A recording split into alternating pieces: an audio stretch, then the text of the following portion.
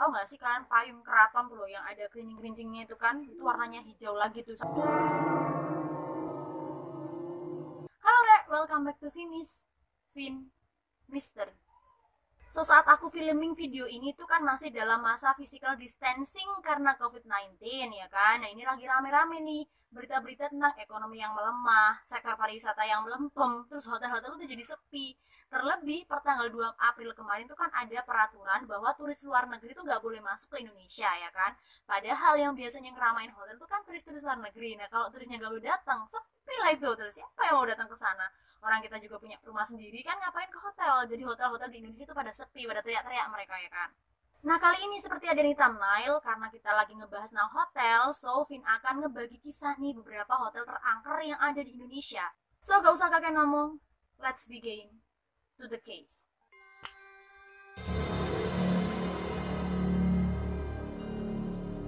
Lokasi hotel ini sebenarnya berada di tengah-tengah kota. Jadi dia itu kayak ada di Simpang 3, Jalan Bundokan Duang, Pasar Pasar Ambacang, dan Jalan Gereja. Jadi kayak pusat kota gitu, terus hotelnya tuh ada di tengah-tengah gitu. Bangunan Hotel Ambacang itu diapit oleh 3 gedung lainnya. Jadi di sana tuh ada gedung BNI, ada gedung Hotel Pangeran Cita, dan gedung Bumi Minang. Jadi kayak si Hotel Ambacang ini tuh ada di antara 3 gedung besar itu. NFYI, kawasan tersebut adalah salah satu kawasan pusat kota dan sangat ramai karena seringkali dilalui oleh kendaraan. Lalu lalang di situ ada kendaraan angkutan umum, ada ojek, pokoknya masyarakat seringkali berkegiatan di situ. Dan yang lebih hebohnya lagi nih ya, kawasan tersebut itu adalah kawasan yang biasanya dipakai nongkrong anak-anak muda. Dulunya hotel ini tuh sangat terkenal gitu kan, dan sangat banyak pengunjung tentunya karena terbukti dengan banyaknya lalu lalangnya nih para tukang ojek nganterin atau jemput penumpang atau bahkan gokar, angkutan umum dan lain sebagainya. Soalnya kan ini ada di pusat kota gitu ya, jadi bisa jadi destinasi utama ketika turis itu datang dan pengen stay gitu kan, terus pilih Hotel Ambacang ini dulu. Namun pada tanggal 30 September tahun 2009 kan ada gempa gitu yang mengguncang wilayah Padang, dan faktanya gempa tersebut sudah menghancurkan hampir setiap bagian gedung Hotel Ambacang. Hancur itu hotelnya. Korban jiwa dari peristiwa gempa tersebut paling banyak juga berasal dari hotel ini. Jadi ada ratusan orang yang terjebak di dalam, termasuk 80 karyawan hotel yang tidak sempat menyelamatkan diri saat gempa terjadi. Menurut keterangan dari polisi yang bertugas dan juga tim SAR, kolam renang dari Hotel Ambacang ini adalah titik lokasi tertimbunnya mayat paling banyak gitu. Jadi kayak korban paling banyak yang berasal dari Hotel Ambacang itu ya tertimbun di kolam renang hotel tersebut. Ngeri kan? Pada tanggal 2 Oktober 2009, jadi selang 2 hari setelahnya gempa itu kan para petugas masih melakukan penyisiran gitu kan, kali aja bisa menyelamatkan korban yang masih bisa diselamatkan. Intinya mungkin masih ada beberapa orang yang bernyawa tapi terjebak di dalam gedung gitu kan. Nah, ketika mereka itu melongok ke bawah gitu, ke bagian kolam itu, ternyata air kolam itu kan biasanya kan biru gitu kan, pantulan dari dinding-dindingnya itu. Nah, saat dilihat itu airnya udah berwarna biru tua, dan itu disinyalir sebagai air kolam yang sudah tersampur dengan air mayat. Namun sayangnya petugas tuh nggak melakukan evakuasi dari kolam tersebut, soalnya sangat berbahaya tuh medannya. Kan itu kan air ya, nggak ada yang tahu tuh kedalaman airnya tuh berapa. Belum lagi di atasnya kolam itu tuh banyak puing-puing bangunan yang besar gitu kayak beton dan lain sebagainya. Jadi kalau misalkan maksa turun ke bawah untuk melakukan evakuasi ya sama aja kayak bunuh diri lah. Soalnya kan kita nggak tahu ya apa-apa yang akan terjadi selanjutnya. Kita maksa masuk ke dalam air yang nggak tahu kita dalamnya berapa, terus di atasnya ada puing-puing bangunan udah runtuh, bahaya banget deh. Jadi ya nggak dievakuasi mayat-mayat yang kemungkinan ada di situ. Setelahnya tragedi gempa tersebut, kemudian tidak berhasilnya proses evakuasi karena memang reruntuhan bangunannya itu sudah sangat berbahaya gitu kan. Akhirnya lokasi tersebut pun sepi gitu, hotelnya juga sepi. Siapa pula yang mau nginep di hotelnya udah runtuh ya kan. Walaupun itu udah sedikit direnovasi, reruntuhan bangunannya itu udah diambil, udah diperbaiki, tetap aja kayak lingkungan itu tuh jadi sepi setelahnya gempa tersebut. Bahkan pangkalan ojek pun itu udah nggak ada di sana. Tukang-tukang ojek yang biasanya seliuran di situ tuh perlahan pergi dan mencari pangkalan yang baru karena ada hal-hal mistis yang terjadi usainya gempa menimpa Hotel Ambacang. Beberapa kisah yang menyelimuti Hotel Ambacang ini, salah satunya adalah kisah yang dialami oleh seorang tukang ojek yang biasanya seliburan di situ. Dia kan katanya nih ya, pulang pas gerimis gitu, senja.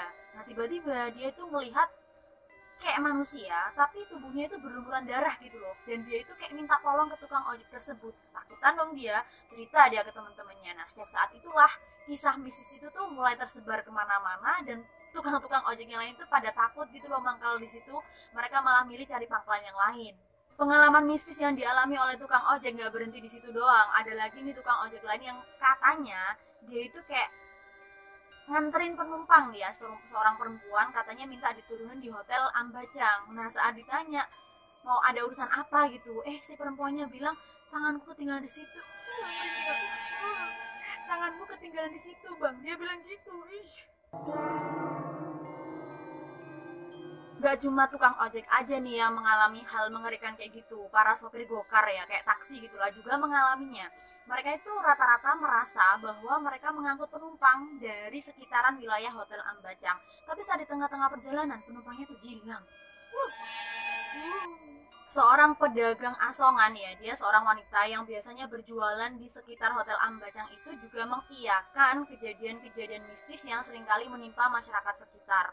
Jadi karena hal itu juga dia itu kayak nggak berani gitu dagang di sana. Pokoknya dagangnya itu dari pagi sampai siang menjelang sore. Nah, kalau sore udah dia itu bersih-bersih pulang, dia nggak bakal mau dia jualan sampai malam. Soalnya suatu ketika dia itu juga pernah mengalami hal mistis di sekitaran hotel tersebut, dimana saat dia itu merinding, saat dia berjualan tiba-tiba dia tuh melihat 3 mobil itu bergoyang-goyang, men. Nah, dia kan penasaran nih ya, dilihat. Ternyata pas dilihat mobil itu tuh nggak bergoyang lagi dan nggak ada apa-apa di dalam mobil-mobil itu. Ngeri gak lo? Ih. Di samping itu, masyarakat yang tinggal di sekitar wilayah Ambacang itu kalau malam hari juga seringkali mendengar lengkingan dan suara rintihan kesakitan minta tolong gitu. Nah, dari situlah muncul cerita bahwa sosok-sosok yang seringkali mengganggu masyarakat sekitar di wilayah Hotel Ambacang itu adalah arwah-arwah penasaran yang tidak sempat dievakuasi oleh tim SAR ketika gempa itu terjadi. Cerita mistis dari Hotel Ambacang ini terus saja tersiar kemanapun, bahkan di luar wilayah Ambacang itu kan makin banyak yang tahu bahwa Hotel Ambacang yang hancur setelah gempa itu jadi tempat yang mistis gitu loh. Makanya kayak nggak ada orang yang bisa atau berani seliuran di lokasi tersebut kalau sudah di atas jam 8 malam. Mereka selain nggak mau diganggu juga karena mereka nggak mau sampai-sampai dikasih bau atau aroma anyir, busuk dan sebagainya gitulah dari hotel itu. Jadi kayak gangguan-gangguan mistis selain penampakan sosok itu juga kayak bau-bau anyir, darah gitulah, katanya sih gitu. Namun sekarang Hotel Ambacang yang dulunya itu udah hancur itu kan nggak bisa diperbaiki ya, soalnya udah bisa dikatakan ya bener-bener ringsek gitu. Percuma juga kalau misalkan diperbaiki. Nah, akhirnya dibangunlah sebuah hotel baru di atas keruntuhan Ambacang, namanya adalah di Aksana Hotel. Pertanyaannya, apakah di Aksana Hotel itu seseram Hotel Ambacang dulu? Aku juga nggak tahu karena aku nggak dapat info apapun terkait dengan di Aksana Hotel kecuali luxury-nya aja. Jadi kalau misalnya kalian tahu nih ada hal seram terkait dengan Aksana Hotel, please komen di bawah. Oke.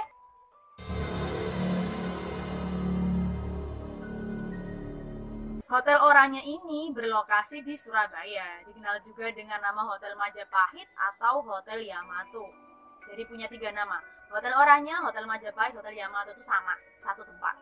Berlokasi di Jalan Tunjungan, hotel ini tuh udah dibangun sejak tahun 1910 oleh arsitek Rumania bernama Lukas Martin Sarkis. Berarti ini bangunan hotelnya udah berabad-abad ya, tapi dia masih berdiri kokoh loh, kan keren banget nih bangunannya. Bagi masyarakat Surabaya, tentu Hotel Oranye ini sangat syarat akan sejarah karena ini adalah saksi bisu perjuangan arek-arek Surabaya dalam mempertahankan dan merebut kemerdekaan dari tangan Belanda gitu. Jadi kayak kalau bagi orang Surabaya walaupun terkesan angker, ini hotel syarat akan sejarah bagiku juga sih sebagai rakyat Jawa Timur. Meskipun tadi aku bilang bahwa Hotel Yamato ini adalah saksi bisu perjuangan arek-arek Surabaya dalam merebut kemerdekaan dari tangan Belanda, tapi yang jelas dulu sejarahnya ya pada zaman penjajahan, Hotel Oranye ini adalah tempat penyanderaan dan juga penyiksaan terhadap para perempuan dan juga anak-anak. Nah, kalau udah disandera, disiksa, otomatis bakal dibunuh dong. Jadi bisa aja ini tempat itu punya sejarah kelam karena jadi tempat pembunuhan juga pada zaman penjajahan dulu. Ngeri kan? Nah, dari sejarahnya aja kita tahu bahwa hotel ini punya sejarah kelam gitu ya, nuansanya juga udah gelap gitu. Jadi kalau menurutku ya wajar aja misalkan ada makhluk-makhluk tak kasat mata itu yang nyaman tinggal di sana, bahkan mungkin makhluk-makhluk itu udah ada di sana sejak lama. Memang benar kalau misalkan dilihat dengan mata telanjang, interior dan eksterior dari hotel itu bagus, pemandangannya juga luar biasa keren, eksotik lah kalau aku bilang. Cuma bagi orang-orang yang punya kelebihan atau sensitif atau mungkin beruntung ya, sampai-sampai mereka itu bisa melihat penampakan, mereka itu mengatakan bahwa Hotel Majapahit ini adalah hotel yang angker di Surabaya. Bahkan penampakannya itu nggak hanya ada di satu titik, di hampir semua titik hotel itu tuh ada, dan mereka itu nggak hanya muncul saat malam hari, men, siang hari pun mereka muncul. Sampai aku tuh mikir, ini hantu gak ada komprominya apa ya, muncul terus di siang ataupun malam. Kabarnya juga nih, kalau misalkan malam, para satpam tuh sering kali keliling dan melarang para pengunjung tuh lewat koridor, karena di koridor itu tuh kalau malam hari ya sering kali noni Belanda itu muncul. Nah, dari banyaknya titik-titik seram itu, katanya ada dua titik atau dua spot paling menyeramkan. Yang pertama adalah Bromo Room. Katanya nih, Bromo Room kalau misalkan udah malam hari dan lampunya itu dimatikan, nuansa seram itu langsung kayak wud gitu. Bulu kuduk tuh bakal merinding semua, katanya kayak gitu. Cuma yang aku garis bawah itu bukannya semua tempat kalau misalkan lampunya dimatikan tuh bakal langsung serem ya. Gak tahu sih, kalau menurutku sih gitu ya. Nah, aku belum pernah datang ke Bromo Room gitu kan, boro-boro datang ke hotelnya, ke depan hotelnya aja belum pernah. Di dalam ruangan itu sisi seramnya itu karena tiba-tiba ya bakal ada noni Belanda yang muncul gitu kan. Aku pun nggak tahu nih noni Belandanya apakah sama dengan yang sering kali nongkrong di koridor. Intinya kalau di hotel, kalau di Bromo Room itu penampakannya adalah noni Belanda yang tiba-tiba muncul berdiri dan juga pakai payung. Say hi. Spot menyeramkan yang kedua adalah Java Room. Nah, kalau tadi Bromo Room itu kan penampakannya adalah noni Belanda. Kalau Java Room ini penampakannya adalah gadis pribumi. Nah, seringkali sosok yang muncul itu adalah seorang gadis, sesosok gadis gitu kan, pakai baju putih yang udah compang-camping dan dia itu menangis. Katanya, gadis itu adalah orang pribumi yang disandra, disiksa, dan dibunuh oleh Belanda pada zaman penjajahan dulu. Nah, kalau ngomongin hal kayak gini nih, aku tuh jadi inget kayaknya tim DMS harus datang deh ke tempat ini. Kali aja bisa dibantu gitu kan arwahnya. Cie, Saradik deh. Dapur hotel ini juga tidak luput dari kesan seram. Karena kalau misalkan udah malam hari itu kan udah nggak ada chef ya seharusnya, tapi masih kayak kedenger ada aktivitas gitu loh, ada bunyi pisau dan genting alat-alat dapur gitu, padahal nggak ada orang di situ. Belum lagi nih ada juga penampakan kepala layak tanpa tubuh. Jadi kepalanya doang yang layang-layang. Kalau misalnya ketemu kayak gitu, gue lempar pakai sandal. Selain itu, Taman Hotel Majapahit ini juga tak luput dari kesan seram. Karena katanya kalau misalkan malam itu kan biasanya kalau taman hotel malam-malam itu kan romantis gitu ya, dipakai buat candlelight dinner dan lain-lain. Nah, kalau hotelnya Majapahit ini tamannya kalau malam kelihatannya itu malah serem. Soalnya di tengah-tengah hotel itu tuh ada pohon besar yang mana di situ tuh penghuninya ada seorang Miss K, gitu, Tante K ada di situ. Dan kalau malam hari suaranya Miss K itu seringkali melengking ketawa, dan itu menjadi hal yang sangat menakutkan bagi orang-orang yang sempat mendengar kelengkingan tawanya Miss K. Kebayang gak sih kalau misalkan kalian tuh malam-malam nginep di hotel, terus kalian tuh ngedenger suara ketawanya dia. Tapi meskipun Hotel Majapahit ini terkenal dengan keangkerannya, dia itu nggak pernah sepi pengunjung, men, karena emang hotelnya bagus ya, terus ada di tengah-tengah kota Surabaya. Jadi ini merupakan salah satu destinasi utama saat turis itu ingin stay gitu kan, apalagi mereka-mereka yang memang stay-nya itu pengen di tempat yang bagus. Hotel Majapahit ini bisa jadi rekomendasi, makanya nggak pernah sepi.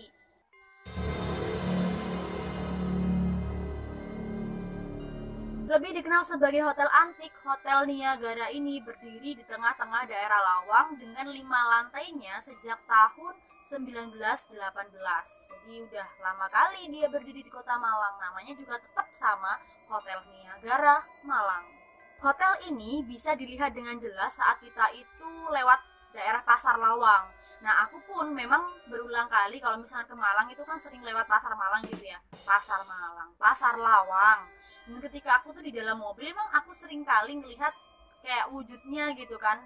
Tinggi banget kan soalnya dia. Terus warnanya itu kayak oranye pastel ke krim gitulah. Ya, dan bangunannya itu kan emang antik gitu ya, bangunan kayak zaman-zaman Belanda dulu, jadi kayak emang bagus banget sehingga kayak langsung attract gitu kan mataku. Dan aku pun baru tahu kalau misalkan hotel yang sering kali kulihat saat aku ke Malang itu punya aura mistis. Jadi same as you, aku baru tahu kalau Hotel Niagara ini punya aura mistis saat aku riset materi ini. Dikenal sebagai hotel antik karena semua perabotan, interiornya, pemandangannya, bahkan pokok semua barang-barang yang ada di hotel itu tuh masih kayak berasal dari zaman kuno gitu loh. Sehingga kayak antik banget kan kalau misalnya kita lihat. Ya adem lah sebenarnya kalau di sana. Cuma hotel ini tuh punya nuansa mistis. Cerita yang paling terkenal mistis dari hotel ini adalah kisah tentang 3 noni-noni Belanda atau yang lebih dikenal dengan kisah Three Beautiful Ghost Hotel. Kisah ini bermula dari pengalaman mistis yang dialami oleh rombongan turis. Jadi turis ya, bukan pribumi ini yang ditakut-takutin. Ceritanya rombongan turis itu pengen menginap di Hotel Niagara selama 5 hari. Namun di hari pertama aja, salah satu orang dari rombongan itu tuh kayak keluar kan dari kamar. Terus saat dia jalan, dia itu kayak ngedengar suara aneh gitu loh dari salah satu ruangan kamar. Datanglah dia ngedekat, dicek gitu loh. Sumpah ini kok bau kentang ya, aduh. Apa yang ngerti aku?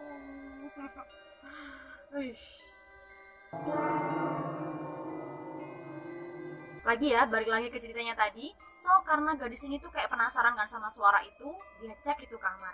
Habisnya dicek, nggak ada siapa-siapa. Mau balik dia ternyata juar.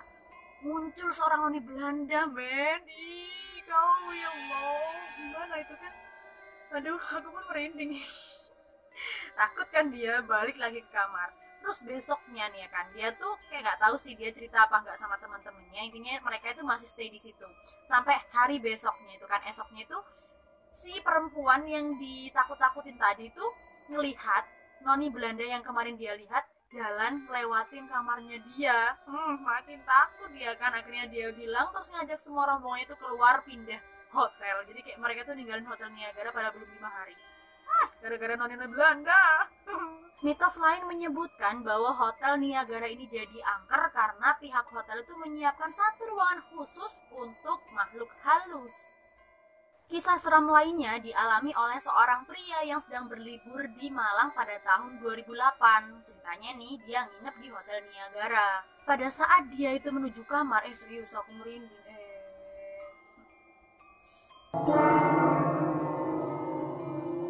Oke, kita lanjut ya.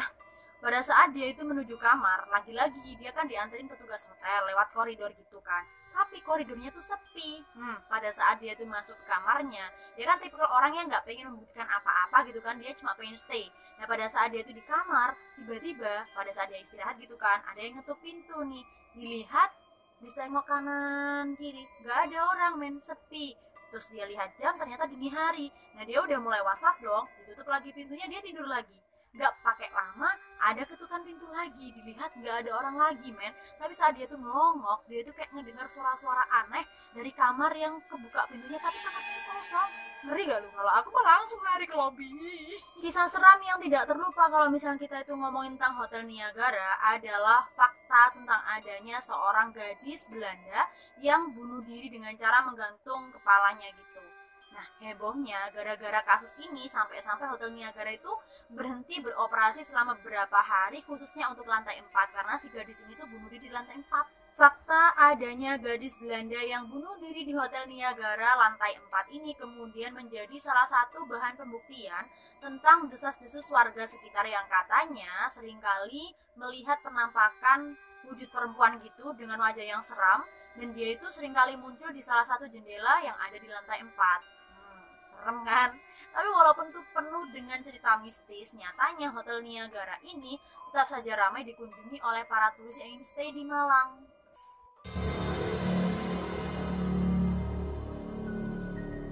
Lagi-lagi kita ngomongin hotel angker yang lokasinya berada di Malang. Kalau tadi kita ngomongin hotel yang berada di daerah Lawang. Nah, sekarang kita loncat ke kota Malang. Walaupun memang di artikel manapun, Hotel Tugu Malang ini selalu masuk top 10 list hotel terangker. Namun faktanya sampai sekarang Hotel Tugu Malang tetap saja ramai pengunjung, terutama para turis sebab mereka tuh kayak penasaran.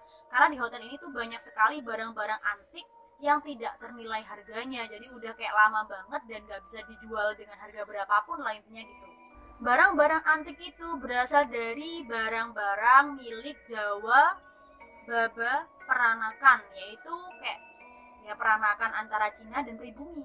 Salah satu hal paling terkenal yang membuat Hotel Tugu Malang ini terkesan angker adalah fakta adanya sebuah kamar kosong yang diisi dengan sebuah lukisan sesosok wanita berambut panjang pakai baju putih dari sutra. Selain rambutnya yang hitam panjang, kemudian bajunya yang putih berkibar, lukisan itu tatapan matanya tuh kayak tajam banget gitu loh. Jadi kayak membuat lukisan itu benar-benar hidup. Kalau misalnya kita itu ada di sana, seakan-akan ya katanya lukisan itu atau sosok perempuan dalam lukisan itu sedang natep kita gitu loh. Aku sendiri ya kan belum pernah ke sana. Cuma lihat gambarnya aja aku udah begidik, men. Gimana coba ditatap kayak gitu? Gitu. Belum lagi kalau misalkan kita itu melihat bagian belakangnya, bayangan, karena itu kan konsep lukisannya itu adalah seorang perempuan yang sedang menatap sisi depan dan di belakangnya itu ada cermin kan, otomatis kan di cerminnya itu kayak gambarin bayangannya dia. Nah kalau kita lihat bayangannya ini seakan-akan itu kita sedang lihat Miss K yang hadap ke sana loh, jadi kayak ada perempuan yang hadap di sini terus yang hadap ke sini tuh ada Miss K-nya gitu loh, jadi kayak itu tadi yang bikin serem. Makanya hotel ini tuh terkenal dengan keangkerannya ya karena lukisan ini. Seperti yang sudah dibahas oleh beberapa YouTuber storyteller ya, seperti yang kita tahu, perempuan dalam lukisan tersebut adalah Oi Huilan. Bener nggak sih kalau aku bilangnya Oi Huilan? Huilan ini adalah putri dari seorang bangsawan Tiongkok bernama Oi Tiong Ham. Nah, dari banyaknya putra dan putri yang dimilikinya, soalnya kan Oi Tiong Ham ini punya banyak gundik nih katanya. Dari sekian banyak putri itu, kabarnya yang paling disayang adalah Oi Huilan. Singkat cerita nih ya, aku singkat aja biar nggak panjang-panjang. Jadi si Oi Huilan ini kan putri yang sangat cerdas dan juga cantik. Berkat kedekatannya dengan sang ayah, dia pun tuh suka pelesir ke luar negeri. Dia pun sangat cerdas, punya banyak prestasi, sampai-sampai nih ya kenalannya bukan main waktu dia itu masih muda. Ratu Victoria dan Ratu Belgia pun kenal sama dia. Aku aja kenalannya cuma siapa. Meskipun bagi perempuan yang lain kehidupan Oi Huilan itu sudah sangat sempurna, tapi ternyata Oi Huilan itu kurang kasih sayang dari sang ayah. Jadi emang kayaknya itu disayang, tapi nggak benar-benar disayang gitulah. Nah dia akhirnya memutuskan untuk pergi nih menyusul ibunya di Eropa. Ternyata niatnya dia tuh hidup tenang di Eropa tuh nggak tercapai. Si ibunya itu malah lebih parah dari sang ayah. Sang ibu tuh obses banget sama Oi Huilan dan memintanya untuk menikahi seorang pemuda yang sangat kaya di daerah Eropa itu. Menikahlah dia, dan setelahnya menikah, bukan kehidupan bahagia yang didapatkan oleh Oi Huilan, padahal dia udah cantik gitu kan.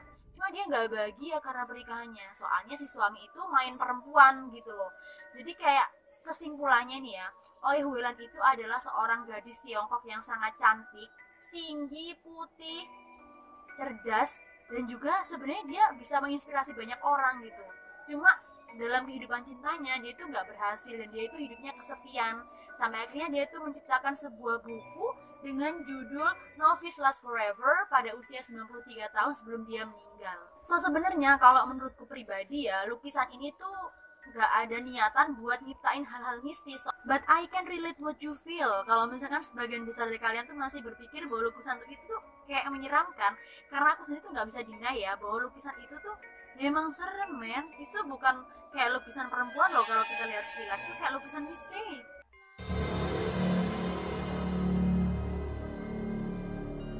Hotel yang terkenal mampu menyediakan nuansa cozy, bahkan mereka itu ada kamar khusus untuk orang-orang yang pengen menikmati keindahan alam laut selatan ini juga tidak luput dari kesan horor. Tak jauh berbeda dari kisah Hotel Tugu Malang, Hotel Inang Samudra ini dikenal angker juga karena sebuah lukisan dan kamar kosong. Cuma bedanya, lukisan dan kamar kosong di Hotel Inang Samudra ini dikhususkan untuk Ratu Kidul, yang kemudian kamar ini terkenal dengan sebutan kamar 308. Menurut keterangan dari beberapa orang yang sudah pernah berkunjung ke sana, kalau aku mah belum, doain aja karena aku pengen banget berkunjung ke 308 tuh di Labuan Ratu Sukabumi. Balik lagi ya.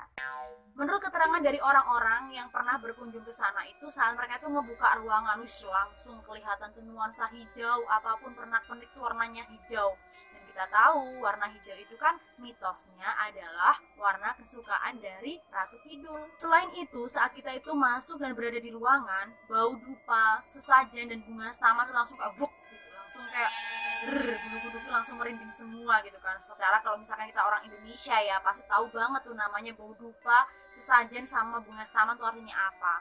Artinya kan ada itu. Bau-bau seperti inilah yang kemudian membuat kamar 308 itu nuansanya semakin mistis dan angker. Di lemarinya, lagi-lagi kita itu bisa menemukan pernak-pernik milik sang ratu nih katanya, yang lagi-lagi berwarna hijau. Gak hanya itu, jadi ada juga perhiasan-perhiasan ya yang sengaja ditinggalkan oleh para pertapa yang pernah semedi di kamar 308. Kalau kita melihat dinding-dindingnya nih, kita juga bisa melihat lukisan-lukisan sosok sang ratu yang ada di beberapa titik. Dan uniknya, walaupun ini tuh kesannya mistis, ada juga loh kaligrafi yang tergantung di salah satu sudut di dalam kamar 308 itu. Di salah satu sudut kita juga bisa melihat sebuah sofa merah dengan kain selubung berwarna hijau. Nah, tepat di samping sofa itu lagi-lagi ada payung berwarna hijau. Jadi kayak, tau gak sih kalian payung keraton tuh loh yang ada gerincing-gerincingnya itu kan, itu warnanya hijau lagi tuh ada di sampingnya sofa. Nggak tahu buat apa gerincingnya itu kan, itu warnanya hijau lagi. Di kamar itu ada sebuah ranjang yang khusus untuk sang ratu dan ada etalase di sampingnya, yang mana etalase itu berisikan mahkota replika serta perhiasan-perhiasan yang biasanya dipakai oleh Ratu Kidul. Jadi kayak kamar itu memang khusus didesain untuk sang ratu gitu loh, segalanya itu tentang Ratu Kidul. Kalau misalkan Hotel Tugu Malang itu kan ya kamar, tapi ya kamar kayak kamar biasa aja gitu kan, cuma ada lukisannya di situ. Nah, kalau kamar 308 ini selain ada lukisan juga semua pernak-perniknya itu berhubungan dengan Ratu Kidul. Ngeri nggak kamu? Kalau aku sih ya tetap pengen, walaupun aku juga takut sih misalkan aku datang ke sana, pasti aku takut. Tapi faktanya, selain Hotel Ina Samudra, ternyata ada beberapa hotel yang juga menyediakan landmark yang sama, yaitu kamar kosong dikhususkan untuk Ratu Kidul. Sehingga muncullah berbagai macam sebutan seperti Hotel Ratu Kidul Parangtritis, kemudian Hotel Ratu Kidul Bali Beach, kemudian Hotel Ratu Kidul Ambarukmo, dan lain-lain. So itu tadi 5 hotel angker menurutku versinya Vin gitu. Dan saat aku riset ini pun, aku tuh jadi kayak mikir loh, kok hotel-hotel angker cuma ada di Jawa dan Sumatera sih? Di Bali memang ada ya hotel Bedugul itu, tapi kalau menurutku kesan seramnya itu masih kayak ya biasa aja gitu, masih ada yang lebih angker, dan 5 ini yang menurutku paling angker gitu, cuma ada di Jawa, Sumatera, dan Bali. Sedangkan untuk Kalimantan, Sulawesi, dan Papua kok nggak ada. Aku berulang kali search itu nggak nemu-nemu loh, serius. Dari berbagai macam artikel aku nggak nemu hotel-hotel angker di Pulau Kalimantan, Sulawesi, dan Papua. Jadi maaf banget nih kalau misalkan ada teman-teman dari Kalimantan, Sulawesi, dan Papua yang nonton video ini, ya emang karena aku nggak nemuin, karena aku nggak tahu. Tapi kalau misalkan kalian tahu nih ada hotel-hotel angker di Pulau Kalimantan, Pulau Sulawesi, dan Papua Nugini, please kalian komen di bawah. Oke? But don't worry, walaupun aku nggak nyebutin hotel-hotel angker di Pulau Kalimantan, Sulawesi, dan Papua, jangan khawatir karena di episode Vin selanjutnya, Vin bakal ngebahas Vin bakal ngebahas tempat-tempat angker yang ada di Pulau Kalimantan, Sulawesi, dan Papua, dan ceritanya itu pasti bakal lebih wow dari cerita-cerita sebelumnya. So wait for that, oke? Okay? Setelah itu dulu dariku, semoga bermanfaat. Jangan lupa follow Instagram aku @vin.tiari, gampang banget @vin.tiari, langsung follow. Boleh kritik, saran, dan request untuk video selanjutnya. Buat yang udah subscribe, terima kasih banyak, berarti kan udah ngedukung channelku untuk terus berkembang. Dan buat yang belum, please klik tombol subscribe dan juga tombol loncengnya supaya tidak ketinggalan updatean videoku yang baru. Thank you for watching and see you in the next video dalam episode Vin Mystery. Bye.